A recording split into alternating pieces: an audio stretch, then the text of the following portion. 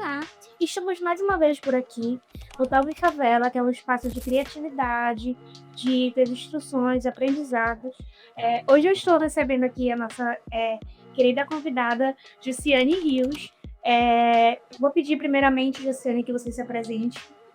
Bom, eu sou Jussiane Rios, atualmente sou professora da rede estadual, atuo com a língua francesa e sou escritora, sou poeta, sou ativista, né, defendo pautas como inclusão, as questões que envolvem a negritude, a literatura, a língua francesa, então eu estou aí nesse meio. Também faço parte da Academia de Letras Barão do Rio Branco atualmente e faço parte do Mulherio das Letras Amapá, Matita Pereira, que é um grupo de mulheres que produzem literatura no estado, né? Estamos também dentro da setorial de literatura, fazendo discussões voltadas à literatura.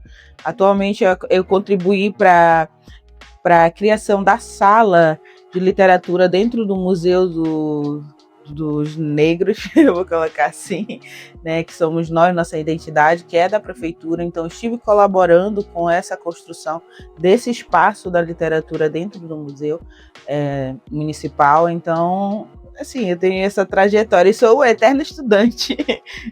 Jussiane, primeiramente eu queria te perguntar sobre essa questão, que a Expo Favela esse ano vai estar com o tema de economia criativa. Eu queria saber como foi a tua trajetória. Olha, dentro da literatura, eu escrevo desde os 14 anos. Só que essa escrita era escrita para mim dos meus cadernos, né? Participei de um concurso de poesia quando eu tinha 14 anos na escola, que foi uma tarefa de um professor de inglês, e nós fomos para a seleção para os melhores alunos serem selecionados e apresentar. E eu fiz essa poesia, até então despretensiosamente, e eu fui selecionada. Eu ganhei o concurso de poesia. Então, quando eu ganhei, eu disse: opa, olha, eu sei fazer alguma coisa. Então, eu comecei a escrever. Então, em todos os meus cadernos, se eu estava na universidade, se eu estava no curso, eu sempre tenho escritas nos meus cadernos. E então, eu comecei a escrever bastante, mas nunca entendia que essa minha escrita era realmente algo que pudesse ser mostrado de forma mais, como eu posso dizer, pública. Então, a partir do momento que na verdade foi um pouco recente, né? Eu resolvi me lançar para os editais, para as feiras literárias e comecei a mostrar a minha escrita. E quando eu participei do Flimac, eu me inscrevi nos últimos dias, porque eu fiquei assim, será? Porque tem muita gente que escreve no Amapá, eles produzem bastante. Será que eu consigo disputar com essas pessoas? Mas aí eu disse, não, sabe de uma coisa? Eu vou lançar, eu vou colocar minha poesia a jogo e vamos ver o que vai dar, não vou perder nada. Então, eu lancei a minha poesia no concurso, né? E fui uma das 10 selecionadas. Acho que eu fiquei em 13º lugar. Então, isso para mim me empoderou, de certa forma, porque eu vi muitos nomes de gente, de pessoas muito reconhecidas, mas eu estava ali naquele meio. Então, eu fiquei assim, nossa, eu consigo. Aquilo que eu produzo é, de fato, significativo. Então, eu comecei a me lançar nesses espaços, e aí a partir do Flimac muitos outros espaços começaram a abrir, né? Eu já fui convidada para fazer parte do lançamento, da abertura do lançamento de um livro, da abertura de uma roda de conversa com a minha literatura, porque eu escrevo sobre tudo, mas eu tenho um foco maior na negritude, entendeu? Nos nossos aspectos de identidade, de resistência, de pertencimento. Então, eu trabalho na minha literatura esses aspectos. E então, eu comecei a estar nesses espaços e as pessoas me reconhecendo. E foi então que surgiu um convite para participar do livro Sou uma Tintas. Sempre tive isso muito em mente. Eu sou uma pessoa religiosa, então eu sempre coloquei tudo nas mãos de Deus e disse: eu vou conseguir e as portas vão se abrindo e a gente vai conhecendo pessoas, Né? a gente vai mentalizando. Não que não seja assim, eu vou só mentalizar e vai. Não, porque tem todos os fatores sociais. Mas a partir do momento que a gente constrói essa corrente, eu pego na tua mão e tu pega na minha, gente, eu Butum, né? Eu sou, porque nós somos. Então, nós vamos construindo isso e a gente vai se colocando. Porque a partir do momento que eu comecei a ter mais contato com pessoas da literatura, eu comecei a me enxergar escritora também. Então, eu comecei a pegar o meu talento, aquilo que eu fazia desde os 14 anos, e comecei a ficar próximo de outras pessoas que escrevem. Então, automaticamente, eu vou tendo informações, eu vou tendo acesso aos editais. Olha, abriu o edital assim. Olha, tu não quer participar da feira? A CUFA, olha, está tendo um projeto, te inscreve. Então, você vai começando a ter acesso a essas informações e o teu ciclo começa a crescer e você consegue se lançar e mostrar a sua literatura, a sua produção, a sua arte, enfim, o seu empreendedorismo, né? Então, o seu empreendimento. Então, tudo vai acontecendo. Você percebeu que você começou a ter um retorno com a escrita? Em que momento, assim, porque você já escrevia desde os 14 anos, né? E em 2013 você participou, mas quando foi que você começou a perceber que estava tendo de fato um retorno ali para você, que você estava conseguindo, até mesmo para você assumir esse lugar, né? Assumir esse papel de escritora, de eu sou escritora, porque a gente sabe que quem vem da favela é o preto, a mulher preta,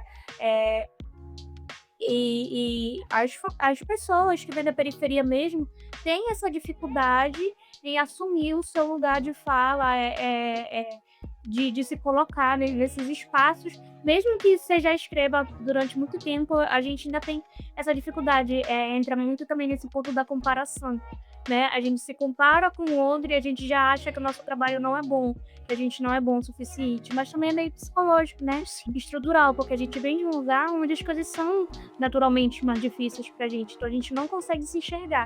E aí eu queria saber quando foi que você percebeu, assim, que você já estava ali dentro mesmo e isso começou a te trazer retornos?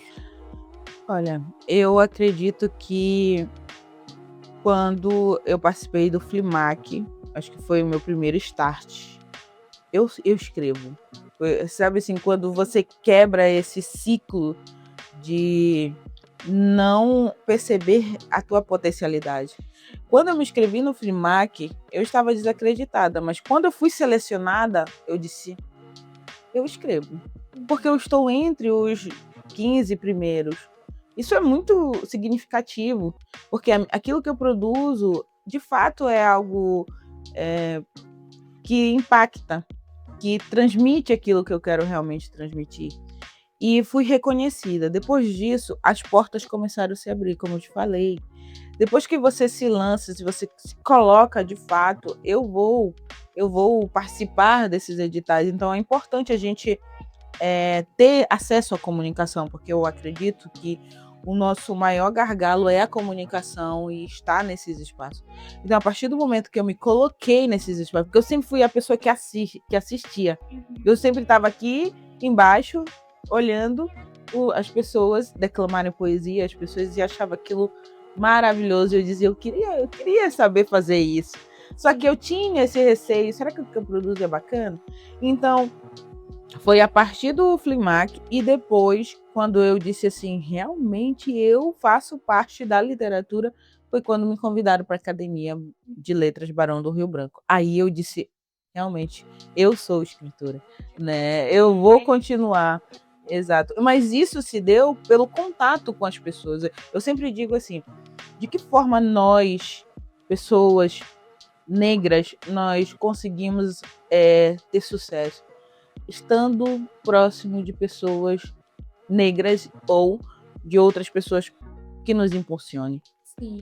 Luciane, agora eu gostaria que você contasse pra gente, indicasse, né, algumas dicas desse processo de se assumir escritora, de se colocar nesse lugar, de acordo com as experiências, né? Como você disse, você começou a escrita desde os 14 anos, mas eu gostaria de saber porque as pessoas precisam mesmo ter um impulso, um empurrãozinho do que fazer, entendeu? Como é que a gente faz, a galera faz para se assumir escritora mesmo? Olha, primeiramente você eu vou filosofar agora, né? Escuta o universo, porque, pelo menos na questão de ser poeta, porque existe uma diferença entre ser escritor de um conto, de um romance, e ser um poeta. O poeta, ele é alguém que olha o universo, olha a natureza, olha o seu ambiente e produz, entendeu? Então, ouça as palavras que vêm, porque é algo que transcende, é como apenas ouça e escreva. Porque o que eu ouvi também, né? Eu estou filosofando aqui, mas o que eu ouvi é você usar as palavras para transmitir um sentimento. E você vai conseguindo. Tem todas as técnicas, tem da poesia, né? Do poema, a poesia mais livre, mas apenas escreva o teu sentimento, coloque ali. Outro aspecto que eu posso te dar uma dica é: veja o que você gostaria de transmitir para a sociedade. Se é um tema específico, se você tem a vontade de falar sobre negritude, sobre interculturalidade, sobre feminismo, sobre a natureza, sobre o Amapá, o que você quer? Você quer transmitir uma informação, mas através do lirismo, através da criticidade. Então você se identifica, se você se identifica com um tema, com uma temática, você escreve sobre ela, entendeu? Outro aspecto né, dentro dessa perspectiva das temáticas, daquilo que te dar significado, eu quero ter uma escrita que eu possa trabalhar assuntos relevantes para a sociedade. Eu quero trabalhar aspectos sociais, então eu vou ser crítico, reflexivo. Eu quero divulgar a minha cultura, como foi o que nós fizemos agora. Depois que eu me entendi como escritora, que eu me entendi que eu pertenço à cultura, porque até então a gente às vezes se perde na gama de assuntos que nós podemos abordar.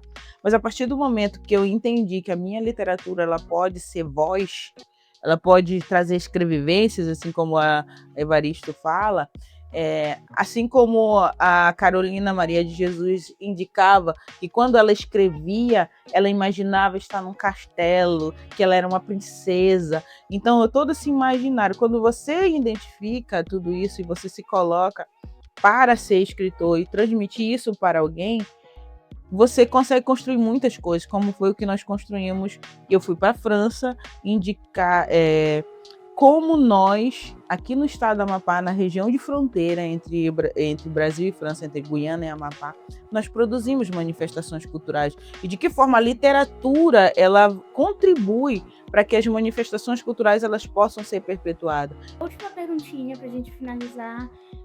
Esse ano você foi selecionada, né, para participar da Favela Literária. Eu gostaria de saber quais as suas expectativas para esse evento, como você acha que vai ser, o que você espera e o que você acha que vai te render.